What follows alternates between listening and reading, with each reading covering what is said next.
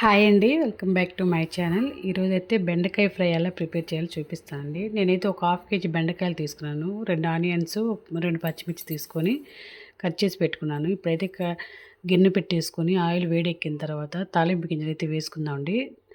మినప్పప్పు, జీలకర్ర, ఆవాలు, సో పచ్చిమిర్చి వేసేసుకుందాం.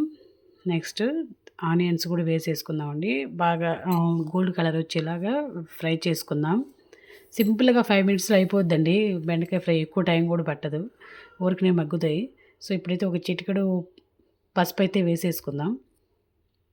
చూస్తున్నారు కదా, వీటిలో చూపించిన విధంగా అయితే వేయించుకొని ఇప్పుడు బెండకాయలు అయితే యాడ్ చేద్దాం.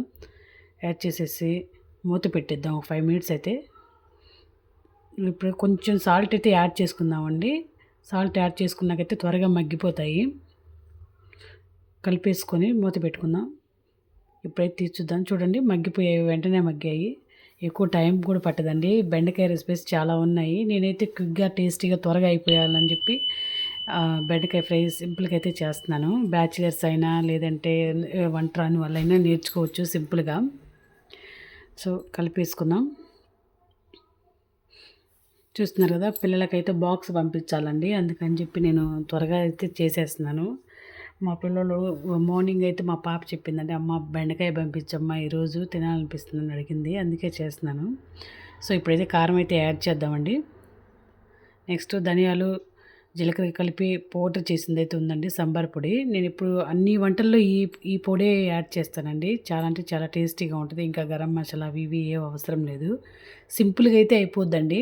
మీకు నచ్చుతుంది ఖచ్చితంగా. ఈసారి నేను ఆ పౌడర్ చేసేటప్పుడు అయితే ఒక వీడియో అయితే చేస్తాను. దానికోసం అడుగుతున్నారు ఆ పౌడర్లు ఏమేమి వేస్తారు అని.